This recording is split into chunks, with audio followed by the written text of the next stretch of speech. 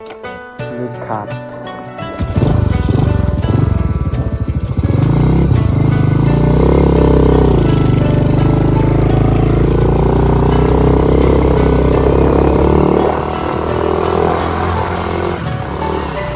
สบายดีพ่อแม่พี่น้องวันนี้บางคนจะมารีวิวเส้นทางเมื่อจากสวนเนาะมาจากไทย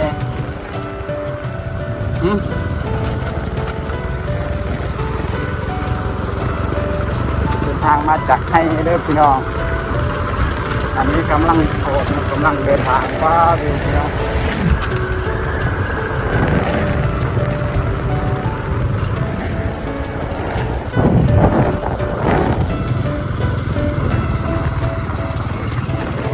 ตอนนี้บ่าย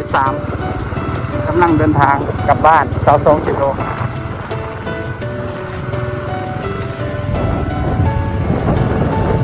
ภูเขา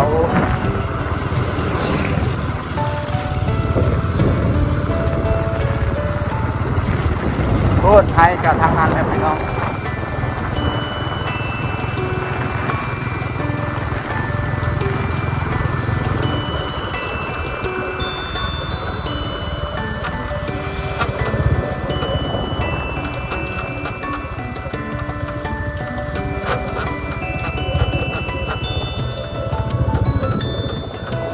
เส้นทางนี้ต้องใส่เบรกกำลังสุดแรงมีเสาฝนตกเนาะเส้นทางค่อนข้างโหดดีพี่น้องเป็นภูเขาเนาะเส้นทางเป็นภูเขานี่คือผู้ทดสอบ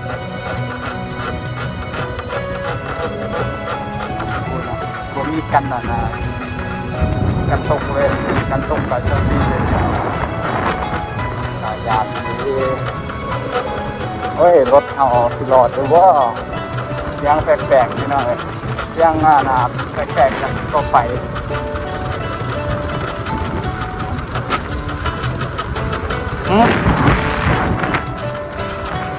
ตันดอยนะ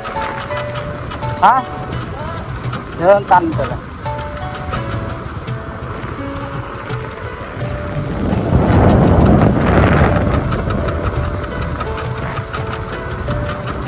อากาศแจ่มใสดีพี่น้องวันนี้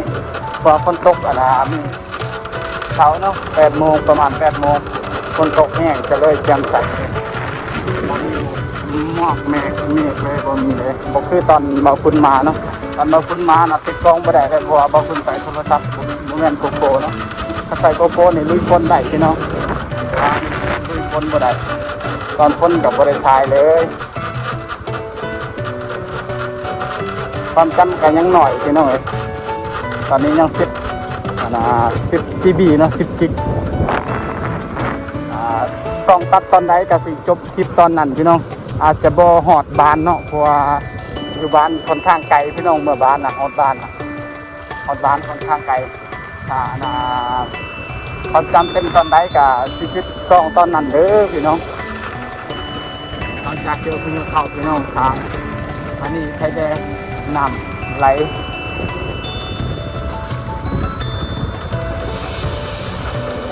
โอ้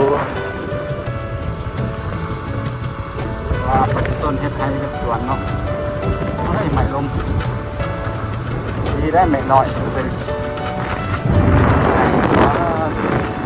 ตันทางก็เลยกลับเลย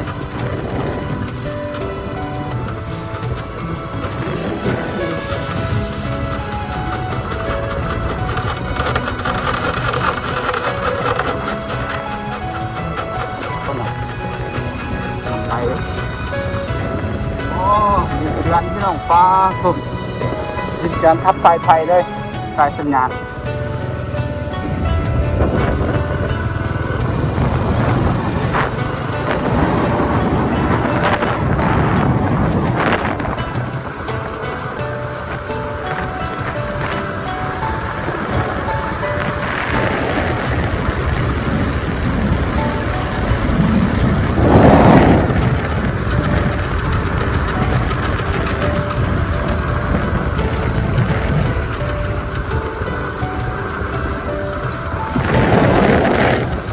ากาศตามทางกันประมาณนี้นะ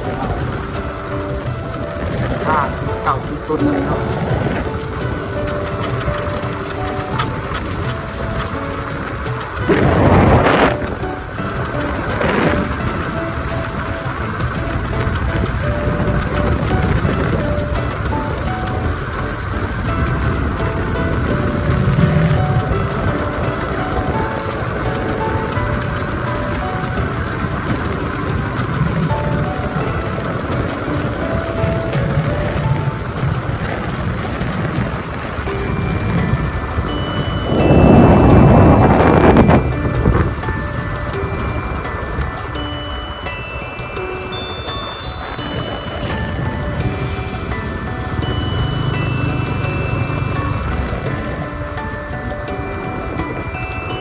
ตอนมาเนี่ยจะลงพี่น้องเอ้ยรถไถเนาะคือมาจอดอยู่ที่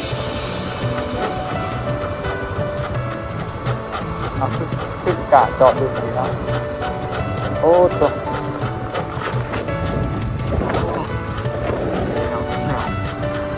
วัยรุ่นทางรถเขาเป็นยังดอกน่าจะมาแต่บ่ซื่นมาทำงานแต่บ่ซื่น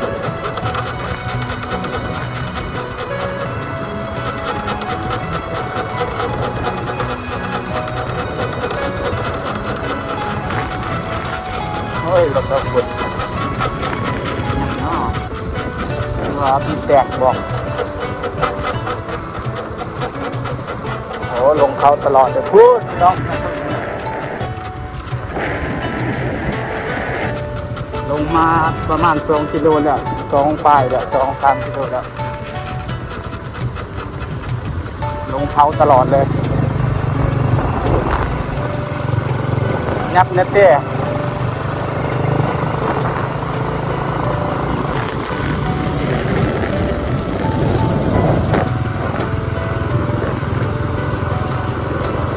โอ้เขาเขียวแล้วเขาครับไป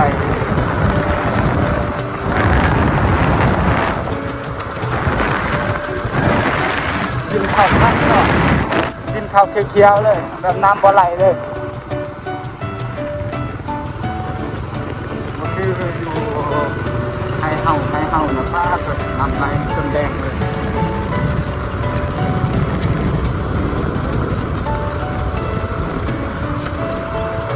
งานบางคุณขับรถบ่ได้ไวได้พี่น้องแต่ว่าในกล้องนะมันอาจจะแบบคือไวอยู่ว่ามุมเลียนเนาะบางคุณใส่มุมเลียนมันคล้ายๆคือไวนั่นแหละแต่บางคุณขับบ่ไวหรอกประมาณ30 กิโลเมตรต่อชั่วโมงนะ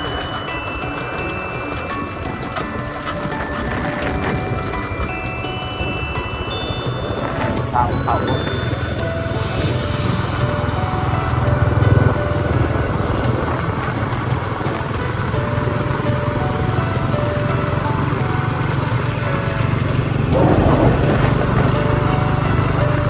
ไป16 กิโล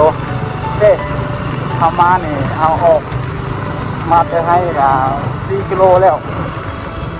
5 กิโลแล้ว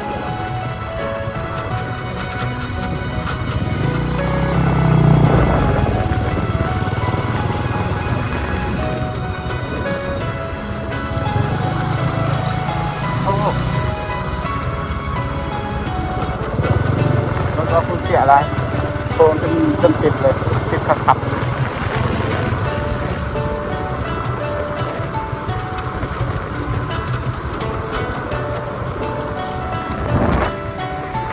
นอน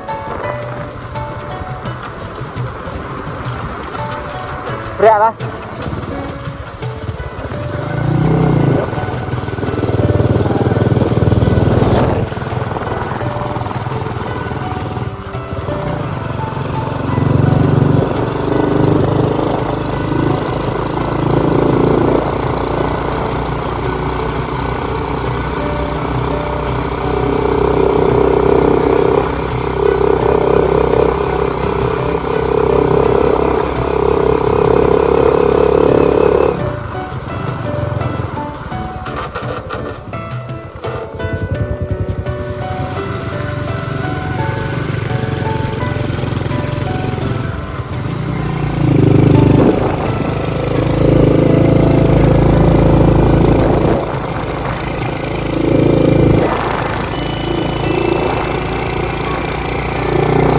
ต่อครับพี่น้อง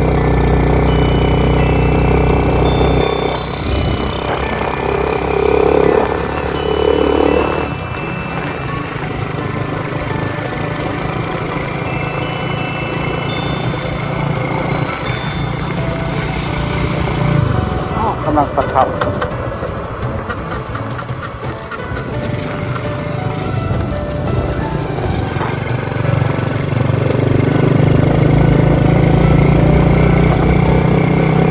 เขากำลังสักเข่าเลยเขานะก็เข้าให้เนาะเขาเนาะบนนั้นนะให้สองปีเขานะให้2 ปีนะไว้เนี่ยเขาให้ปีนึงปีแรกนะพอดีแล้วแบบนี้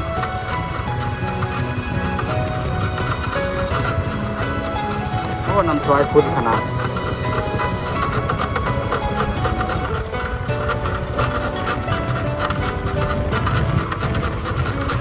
เขาอื่นค่อยบ้างจ้ะเขาบุญไทยเลย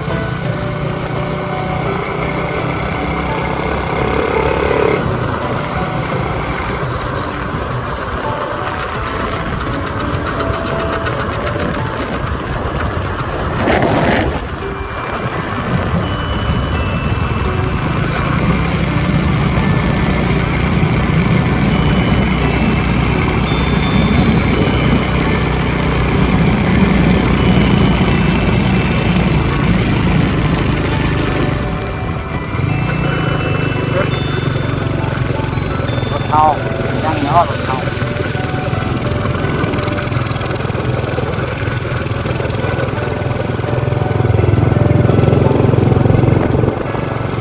ว่าน็อต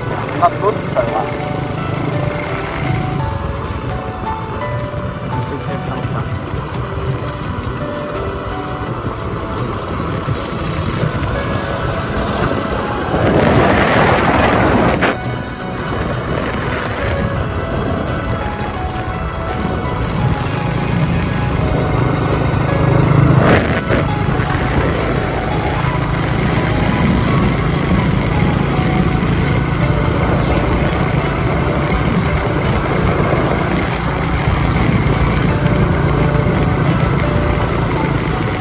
คนที่บนบายเลย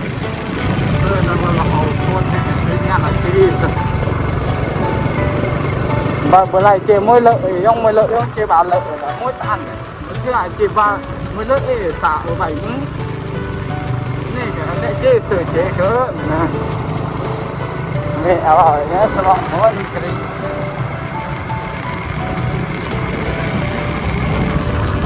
chú không phá